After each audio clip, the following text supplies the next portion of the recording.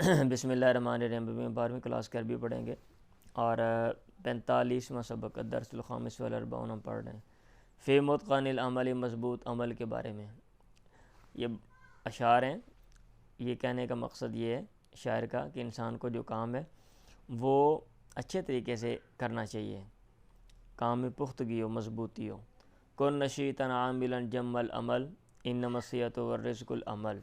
کہتا بن جا نشیطاً، چست چلاک، عاملاً کام کرنے والا، جم العمل پوری امید سے یعنی چلاکی کے ساتھ بندہ امید کے ساتھ کام کرے بھی، یعنی مردیاں طرح جناب ٹیڈے وٹ پہنتے پہنے کے کام ہوں پہ رو دھو کے جو کوکڑا پیا ہوں بندے نو. انما الصحۃ والرزق العمل، در حقیقت جو صحت اور رزق ہے، العمل یہ کام ہے، یعنی کام کے اندر صحت اور رزق ہے. انسان کام کرتا ہے، رزق بھی اللہ تعالیٰ دیتا ہے، صحت بھی ہوتی ہے.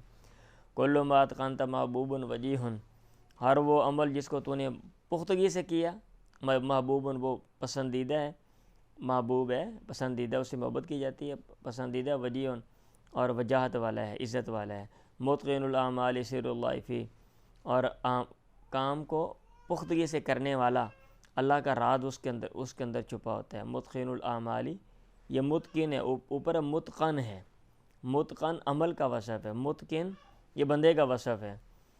یہ میں اس ترجمے کے مطابق کر رہا ہوں جو یہاں پہ یہ شعر لکھا ہوا ہے، متقن الاعمال. اور اگر متقن الاعمال ہو تو مطلب یہ ہے کہ پختہ اعمال میں سے جو پختہ ہے، اللہ کا راز اس پختہ عمل میں ہوتا ہے، یعنی اس میں اللہ کا جو راز ہے وہ چھپا ہوتا ہے. میرے خیال وہ دوسرا ترجمہ بیسٹ رہے گا، متقن الاعمال والا جو ہے. اب آپ ترجمے والی کتاب دیکھ لیں اگر آپ کے پاس ہے کوئی تو، اور اس میں جو لفظ، کیونکہ اعراب ہے زبر زیر پیش وہ غلط بھی لکھا دی جاتی ہے.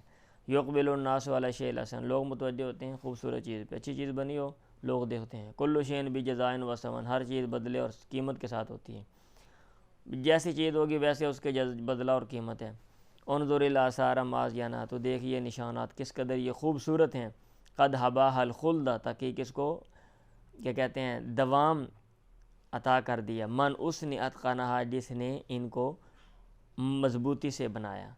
مطلب یہ ہے کہ یہ جو آپ کو بڑی بڑی عمارتیں پرانی دکھتی ہیں، خوبصورت ہیں، اور ان کو یہ ہمیشہ کھڑی ہوئی ہیں، بڑے عرصے سے ہیں، گویا ہمیشہ سے ہیں، اور یہ کام کرنے والوں کے جو ہے نا وہ پختگی کی وجہ سے ایسا ہیں. اور اگر یہ عارضی ہوتی ہیں، یہ ان کو محنت سے بنایا نہ ہوتا تو پھر یہ بھی نیست و نابود ہو چکی ہوتی ہیں اور حوادثات سے زمانہ کے شکار ہو چکی ہوتی ہیں.